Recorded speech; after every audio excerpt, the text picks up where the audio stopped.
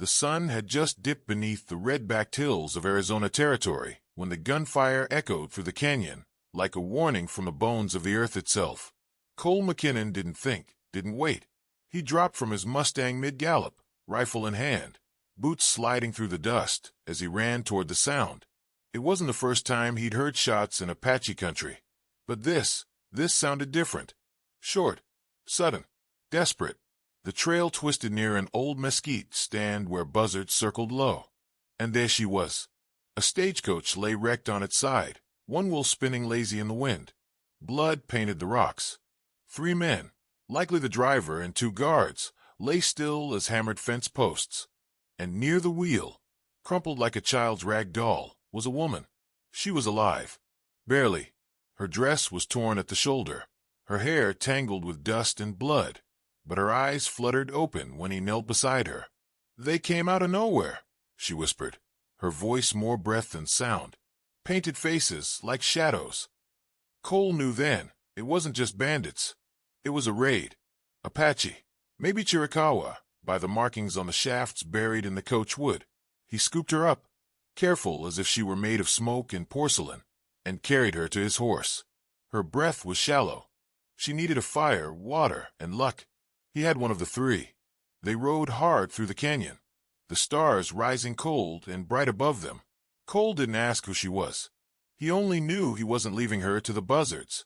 By dawn, they reached the old trading post near Skeleton Ridge, abandoned for years, save for the wolves and wind. He laid her near the fire pit, covered her with his duster, and set to boiling water from his canteen. Her name, he learned hours later, was Elena. But by then, it was too late to undo what had been done. The Apache scouts had followed him, silent, watchful. When they stepped from the rocks at twilight, rifles lowered but eyes sharp, he knew they had seen what he'd done. They had seen him lift her, save her, shield her, and among them stood White Crow, elder of the rich people. "You touched her blood," the old man said, voice like cracking cedar. "You saved her life." Cole nodded. "Then by Allah," White Crow said, "she is yours. The life debt binds her. You are her protector, her husband by ancient right." Cole stared at the man, then at Elena, barely conscious, unaware of the storm now brewing. He had come west to escape trouble, but out here, under these stars and among these people, he'd just found a new kind. The trading post flickered with the firelight's uneasy glow as Cole McKinnon sat on his haunches near Elena, watching her chest rise and fall in slow, uneven rhythm. She was still out cold, but her fever had broken. The worst, maybe, was behind her. Maybe. Outside, the Apache watched. They didn't threaten. No, that ain't how they did things. But Cole could feel him in the rocks, like ghosts wrapped in silence and old laws. White Crow remained nearby, sitting like a statue with the desert wind tugging at his braids. "You think this is a mistake?" Cole said finally, his voice dry as river stone. "I think," White Crow replied, "you don't understand what you've stepped into." The Apache elder explained, slow and firm, that Elena's rescue during bloodshed, a raid where death had already taken 3, was seen not just as heroism, but as an act of sacred binding. The Apache believed that life given in place of death created a tether, not easily broken, a tether between the protector and the protected. "You carried her from death's mouth," White Crow said. "Now her soul walks beside yours." Cole wanted to argue, to say he didn't believe in such things, but he didn't. Not really. And somewhere deep down, in that part of a man where he still carried the war and its ghosts, he felt it too. The weight, the tie. As the sun dipped again behind the ridgeline, Elena stirred. She sat up slow, clutching the duster tighter, round her shoulders. Her eyes met Cole's, wide and wary. "Where am I?" she whispered. He kept his voice even. "Safe for now.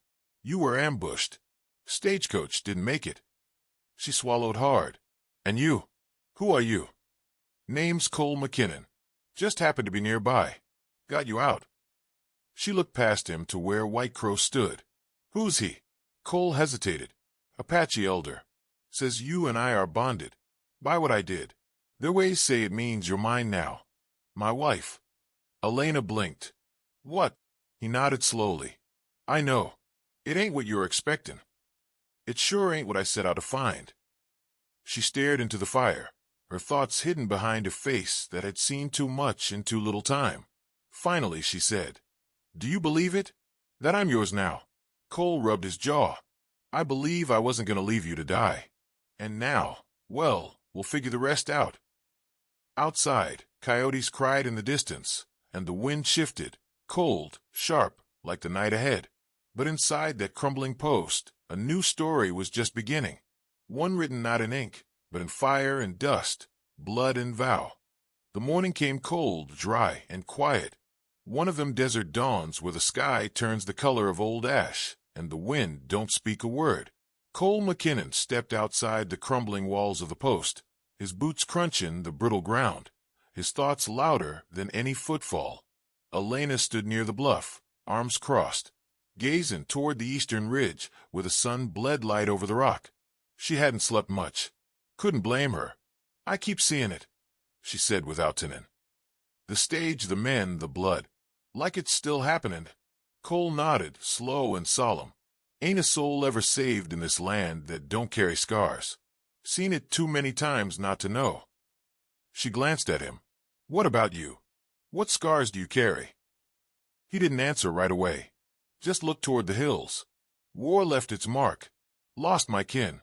Rode with a company that never came home whole. That's why I stay out here, where a man's past don't trail him too loud." A hawk circled overhead, its cry cutting through the silence like a drawn blade. White Crow approached from the trees, his stride even, eyes unreadable. Behind him, two braves rode in with quiet purpose. One led a chestnut mare. The other held a bundle wrapped in ceremonial cloth. "It is time," White Crow said. "For what?" Cole asked. Elena must choose. The bundle was laid out.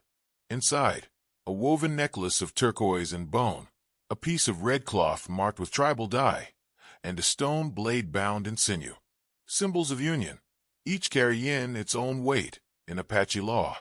"She may accept the right," said White Crow, "or reject it. If she rejects, the bond breaks, but she walks alone from here." Cole looked to Elena, her brow furrowed as she studied the items. "And if I accept," she asked, "then you are one with this man. His path becomes yours, and yours his." Elena looked from the necklace to Cole. Her hands trembled, but her voice held steady. "I don't belong to anyone." Cole met her gaze. "I didn't ask for this, and I ain't demanding it, but I meant what I said. I pulled you from death because it was right. Whatever comes next, that's your call." The wind kicked up then, throwing dust through the air like the desert itself was holding its breath. Elena stood still for a long moment. Then, slowly, she reached down and touched the red cloth. "I ain't ready to be nobody's wife," she said, "but I ain't leaving alone either." White Crow gave a slight nod, like the wind had told him what would happen all along. The bond was made, not as husband and wife, not yet, but as two souls tied by fate and fire. And as they mounted up to ride into the dust-swept unknown, the land seemed to shift beneath them, like it too understood the journey had just begun. The trail led west, through the jagged shadows of the Devil's Throat, a narrow gorge where rock walls rose like the ribs of a buried beast. Cole had ridden it once before, years back, when he was running from more than just outlaws. Now he rode it again, with Elena at his side and the memory of gunfire never far behind. The Apache scouts had warned him. Barkellen's gang had been spotted not 3 days south, burning homesteads and dragging off what they pleased. Bandits like him didn't forget a man who shot back. Elena didn't ask many questions, but her eyes watched everything. The way Cole checked the ridge lines, the way he rode with his rifle strapped close, and the way he didn't sleep too deep at night. "You know they're coming," she said one evening, her voice low as the fire they'd lit. Cole nodded. "They ain't the forgetting kind. I left 2 of 'em dead near that wreck. That's blood they'll want payment for. And me." He looked at her across the fire. "You're the only reason I'm staying put. Else I'd be gone across the border by now." A silence stretched between them, heavy, unspoken things hanging, like smoke in the air. Then came the noise. Hooves. For maybe 5 riders. Distant yet, but moving quick. Cole rose in one motion, doused the fire with a bootful of dirt, and pulled Elena behind a boulder. They waited, still as stone. The riders passed not 20 yards away, dark shapes against the moonlight, heads low, rifles glinting cold. Cole didn't breathe until the last one faded into the canyon fog. "They're hunting," he said. "Might not be us yet, but they're close." They moved again at first light, riding hard through Devil's Throat. Elena clung to the saddle horn, teeth grit against the pain of old bruises. The trail narrowed near the gorge's belly, where only one rider could pass at a time. That's where Cole heard it, a dry click. He froze. "Don't move," he hissed. On the ridge above, a glint of metal. A trap. Not a bullet yet, but a warning.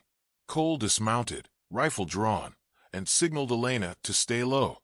He crept forward, boots silent on the red dust, senses sharp.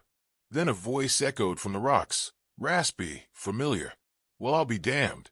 McKinnon's still breathing. "Bart Kellen." Cole stepped into view, rifle raised. "You always did talk too much." Bart laughed, perched like a buzzard on the ridge, a carbine in his lap, and a dozen riders behind him. "And you always save what ain't yours. That girl down there, she's why you're still playing hero." "She's under my protection," Cole growled. Bart spat. "You know what Apache say about that? Blood binds. But blood can be unbound if more gets spilled." Cole fired first.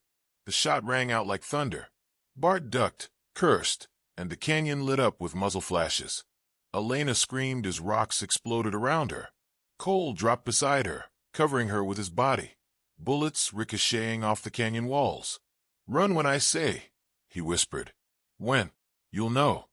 Gunfire echoed through Devil's Throat like thunder trapped in a canyon.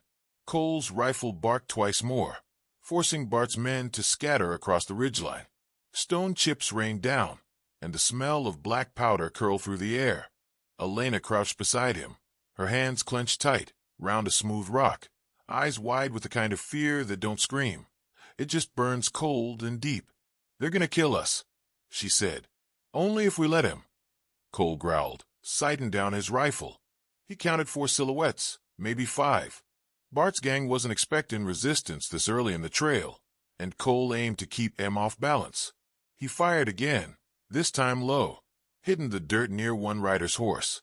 The beast screamed, bucked, and took off into the canyon, rider clinging for dear life. "Elena," Cole said, "you see that trail to the right?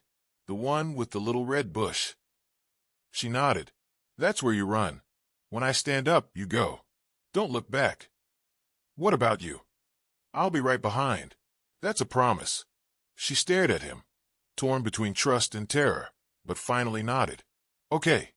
Cole took a deep breath, steadied his rifle, and then he rose like a ghost out of the rocks, firing twice in quick rhythm. Dust exploded near the ridge, and yells rang out. "Go," he barked. Elena ran. Her boots scraped the gravel, skirts catching on brush, heart hammering, like it aimed to leap out of her chest. She didn't look back, not even when a bullet kicked up dust a foot behind her. Cole followed, zigzagging through boulders, reloading on the run. He took a shot to the shoulder, a graze, but kept moving. His only goal now was keeping that girl alive. They burst through a narrow pass, slid down a ravine, and into a dry creek choked with mesquite. Cole grabbed Elena's hand and dragged her under a natural stone shelf, just high enough to crouch in. "We'll wait here," he panted. "Let him ride past." Sure enough, a moment later, riders thundered overhead, their shadows flickering against the canyon walls. One paused, Bart maybe, but then moved on, fooled by the dust trail. After long minutes, silence returned, broken only by the rasp of Cole's breath. "You're hurt," Elena whispered, seeing the blood. "Had worse," he muttered. "You all right?" She nodded slowly, eyes still wide. "They were trying to kill you." "No," Cole said, leaning back against the rock. "They were trying to kill us." A long silence settled. Then Elena said, "Back there, you didn't hesitate. Not once." "I made a choice when I pulled you from that wreck," he said. "I ain't fixin' to undo it now." Elena reached into her satchel and pulled out a small linen strip. "Let me see your shoulder." Cole looked at her, surprised, but didn't argue. He shrugged off his coat, wincing as she pressed the cloth to the wound. "I don't know what I am to you," she said softly. "Wife, burden curse." He cut her off with a glance. "You're alive. That's what matters. Long as I'm breathing, that stays true." And there, under a slab of ancient stone with blood drying on his shirt and death riding just above, Elena tied the bandage, bending more than just a wound. Night had come hard and cold, curling its fingers, round devils, throat like it meant to squeeze the life out of everything inside. Cole and Elena lay huddled beneath the stone overhang, wrapped in silence, broken only by the slow drip of groundwater and the far-off cry of a coyote. Elena stirred first. "Do you think they'll come back?" "They will," Cole answered, his voice low. "Men like Bart don't ride off easy. He'll circle, regroup, wait for us to get careless." She nodded, then looked down at the rough bandage she'd tied. "I'm sorry I brought this trouble." "You didn't," he said. "I did. I made it my trouble when I pulled you from the dust." She looked at him, really looked this time. The firelight from their small kindling caught the lines in his face. The scars hid just beneath that quiet grit. "You always carry other people's burdens." "Only the ones that matter." They moved out before dawn, following the wash westward till it spilled into the high chaparral. A place Cole knew. Open ground, no cover. Dangerous, but necessary. By midday, they reached a dry ridge overlooking a narrow basin. Smoke curled from below, a tiny campfire. Apache scouts. Cole recognized the pattern. 2 stones laid beside the flames, sticks angled just so. It was a message. "They're waiting," he said. "For us, for her." When they rode down, the scouts didn't flinch. They stood from their posts, like they'd known all along the two would come back this way. Among them stood a familiar figure, White Crow. He walked forward, old and proud, and placed a hand on Elena's shoulder. "You chose," he said. "Now you must see it through." Elena frowned. "What does that mean?" "The rite is not complete. To claim what was bound in blood, you must stand before the fire." Cole narrowed his eyes. "You didn't say nothing about a ritual." White Crow met his gaze, unblinking. "You entered our world when you saved her. That world has its own ways." That night, in a clearing beneath a canopy of stars, they lit a ceremonial fire. Dancers moved in a slow circle, their feet stirring the dust, their chants old as the wind. Elena was led forward, draped in a shawl stitched with animal bone and dyed red with cedar bark. Her face was calm, but her hands trembled. Cole stood opposite, stripped of his coat and weapon. He wore only a buckskin vest the Apache had given him and a string of feathers around his neck, symbols of protection. An elder stepped between them, speaking words in a tongue neither of them knew, though somehow both understood.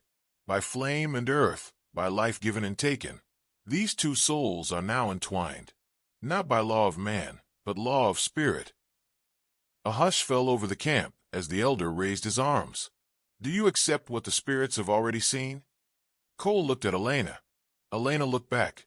And then, as soft as the first breath of dawn, she said, "Yes." Cole nodded once. "I do." A cheer rose from the circle, not wild, not loud, but deep, full of solemn respect. The fire cracked, sending sparks high into the desert night. They weren't married in the eyes of any church. No papers signed, no preacher called. But in the eyes of the Apache, they were now more than bonded. They were tethered by something far older than vows. And now they'd have to survive it. 3 days passed since the fire and the rite.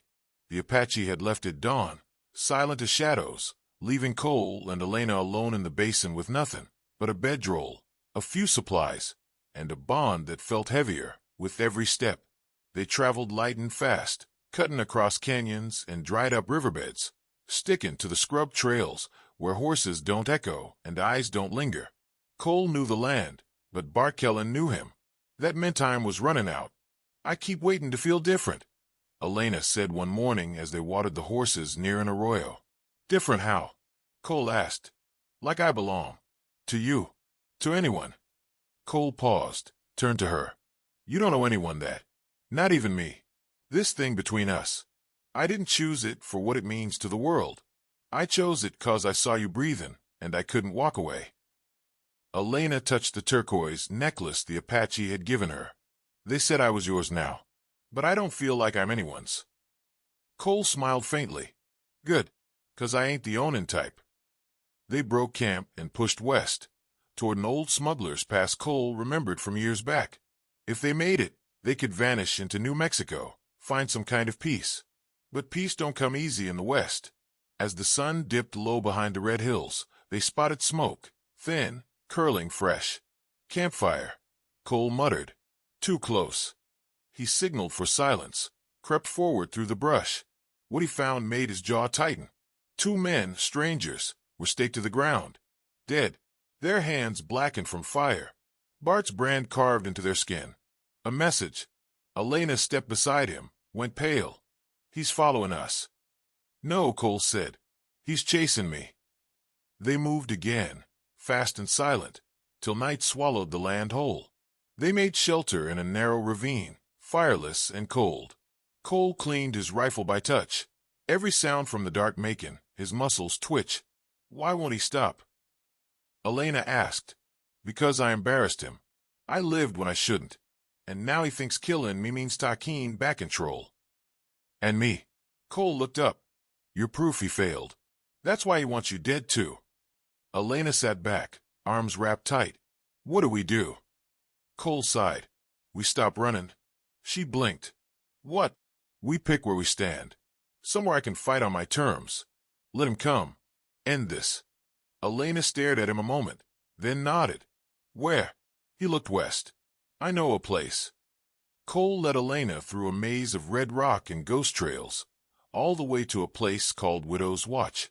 It weren't on no map. Just a ridge overlooking a dry valley. One way in and none out, save for wings or will and death. He'd fought here once before, years ago, when he wore a uniform and carried orders instead of a grudge. Now he carried both. This is where we make our stand, Cole said, staking the horses and scanning the pass. Elena looked around. It's beautiful and cruel. Like most things worth fighting for. They worked through the day, building traps from brush and stone, laying lines of dry powder, stacking ammunition in hollows. Cole moved like a man who'd done this before. Because he had. Elena didn't just watch, she helped. Quiet, steady, her hands wrapped cloth, filled canteens, sharpened blades. She wasn't the same girl who'd been pulled from wreckage. She was fire now, banked low but burning. That night, they shared a meal of beans and jerky, sitting back to back near a fire no bigger than a lantern's flicker. The silence was thick, but not empty. You scared? She asked. Cole nodded. Always am. Trick is not letting it own you. Elena reached for his hand. I ain't ready to die. You won't, he said. Not while I'm breathing. The next morning came mean and dry. Dust rolled in on the wind like bad news, and with it hooves. Bart Kellen rode up with 6 men. Guns gleaming, eyes hard. He didn't shout, didn't threaten, just waved a white scrap of cloth as he stopped just beyond rifle range. Cole stepped out from the rocks. This is far enough. Bart grinned. You always did like drama. Thought maybe you'd ride out, meet like men. This is meeting. You want me? Come get me. Bart's smile faded. You got something don't belong to you. She ain't yours. She ain't anybody's. She's her own. Well, Bart spat. After today, she'll be nobody's. And with that, the guns sang. The air exploded with lead and smoke. Cole dropped 2 riders fast, moving like the war had never ended. Elena fired from behind a ridge. Steady hands takin, out a man twice her size. Bart's men scattered, but Cole had planned to land well. One rider hit a snare and snapped like a twig. Another set off the powder trap, flames eating him alive. Still they came. Bart himself charged through the chaos, 6-shooter in each hand, eyes fixed on Cole like a hawk on a hare. They met in the center of the ridge, dust swirling, guns clapping like thunder. Click. Empty. Both men dropped their irons and lunged. Fists. Blood. Dust. Rage. Bart fought like a man cornered. Cole like a man with nothing left to lose. They grappled near the ledge, Wind howling beneath them, rocks shifting. And then, Elena's voice. Cole. He turned just enough to see her toss the knife. He caught it, and with one move, he drove it deep. Bart's eyes went wide. He stumbled back, and over the edge. The silence after was deafening. Cole dropped to his knees, blood on his lip, breath ragged. Elena ran to him. It's done, she whispered. No, he said, smiling through pain. Now it begins. The sun rose late over Widow's Watch, filtered through smoke and quiet. The ridge smelled of gunpowder and scorched earth. Cole sat with his back to a boulder, shirt torn and blood dried at the edges. Elena knelt beside him, cleaning what wounds she could. I don't know how you're still breathing, she muttered, dipping cloth in warm water from their last flask. Stubbornness, Cole said with a crooked smile. It's all I've ever been good at. They buried the dead proper, friend and foe alike. No grave markers, just stones and a prayer whispered on the wind. Elena laid a sprig of sage at each one. I don't forgive them, she said, hands dusty. But I don't carry hate either. That's a weight that don't let go easy. Cole watched her, something soft in his gaze. You ain't the same woman I found in that canyon. No, she said. That woman died the day they tipped that stage. They rode out slow from Widow's Watch, moving south. The land seemed to breathe different now, like the ghosts had taken their leave. Every hoofbeat sounded less like running, more like moving forward. One night, as they camped near a stream, Cole pulled a small cloth pouch from his saddlebag. Inside was a ring, plain, silver, dented from years of riding. Was my ma's, he said. She gave it to Pa when they married under the stars. Elena looked up, eyes wide. Why were you showing me this? Cole shrugged. Ain't Apache right. Ain't law. Ain't nothing fancy. But it's my way. He didn't kneel.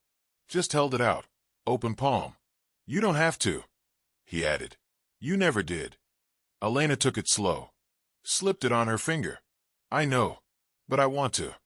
They didn't call it marriage. Didn't need a preacher, nor a paper. But something in the fire that night glowed steadier than usual. Like it knew. Later, by that same fire, Elena asked, What now? Cole looked at the stars. We find land. Raise horses maybe. Maybe kids, if we're lucky. But we live. That's the promise. We live. She leaned against him, tired but peaceful. I never thought I'd feel safe again, she whispered. Cole wrapped an arm around her. You ain't just safe. You're home. Months passed like tumbleweeds over prairie. Slow at first, then swift when you weren't looking. Cole and Elena found their place, just shy of the Rio Bonito, a narrow valley green with mesquite and cottonwood, where the wind smelled less of gunpowder and more of rain. They built with their hands, timbers dragged from a broken barn downriver, stone hauled one by one from the bluff. The house weren't fancy, but it stood straight. Like them, the locals whispered, at first. Some new Coles passed. Fewer new Elenas. But time's a patient teacher, and folks came to respect what they saw. Two people who worked hard, kept to themselves, and never once asked for more than they needed. Elena started growing herbs. Healing things, yarrow, sage, sweetgrass. Folks came for miles for her poultices, and left with more than salves. They left steadier somehow. Cole took to breaking mustangs again. Gentle, slow, like talking with your hands. The man who once fought a war, led raids, and stared down death, now whistled while mending tack. One spring, they rode out at dusk, just the two of them. The river shimmered like spilled moonlight, and the world felt wider than ever. Did you ever think, Elena said, we'd get here? Cole chuckled. I didn't think I'd get anywhere. She smiled, touched the old Apache necklace, still round her neck. You know, they'd say the bond's unbreakable now. I don't need a right to know that, Cole said. I feel it every morning when I see you breathing. Every night when the world goes quiet, and you're still beside me. They sat for a long time by that river. No words, just the sound of water and wind and two hearts that had weathered storms no one could see but them. And maybe that's what peace really is, not a place, not a time, but the person who shares your silence and your scars.